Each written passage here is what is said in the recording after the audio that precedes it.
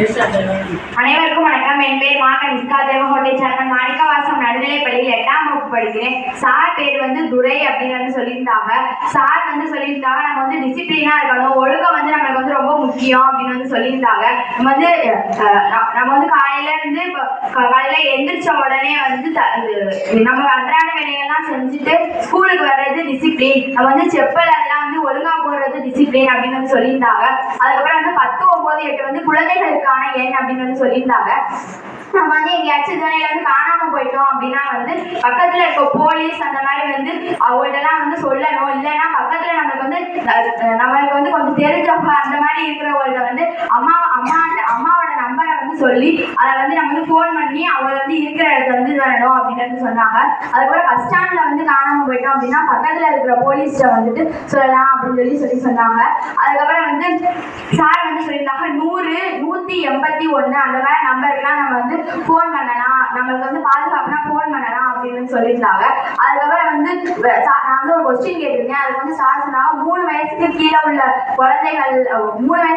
குழந்தைகளுக்கெல்லாம் சொன்னாங்க அப்படின்னா அதுக்கு டாக்டர் தனியா இருக்காங்க, அவங்கள வச்சு நாங்க வாக்குமூலம் பெற்றிருக்கோம் அப்படின்னு சொன்னாங்க.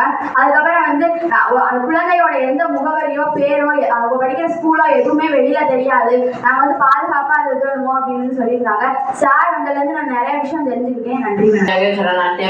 நான் மாணிக்கவாசம் பள்ளியில் 8ஆம் படிக்கிறேன். சார் சொல்லியிருந்தாங்க நமக்கு ஒழுக்கம் முக்கியமா தேவை. அதுக்கப்புறம் நம்ம பங்கேற்கணும். இப்ப இந்த மாதிரி போட்டிலாம் பங்கேற்கணும், அதுவும் முக்கியம் அப்படின்னு சார் சொல்லியிருந்தாங்க.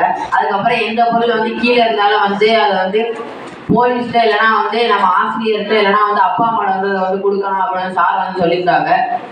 அதுக்கப்புறம் ஃபோனை அதிகமாக யூஸ் பண்ணக்கூடாது. ஃபோன் நமக்கு ஏதாவது நம்ம ஏதாவது படிக்கணும்னா அதுக்காண்டி சப்ஜெக்ட் இது பண்ணி யூஸ் பண்ணிக்கலாம், அது எதுக்கு யூஸ் பண்ணக்கூடாது அப்படின்னு சொல்லியிருந்தாங்க. அதுக்கப்புறம் ஃபோனை நம்ம அப்பா அம்மாவுக்கு தெரியாம யூஸ் பண்ணக்கூடாது. அதுக்கப்புறம் ஃபோனை பக்கத்துல வச்சுட்டு நம்ம படுக்கக்கூடாது அப்படின்னு சொல்லியிருந்தாங்க.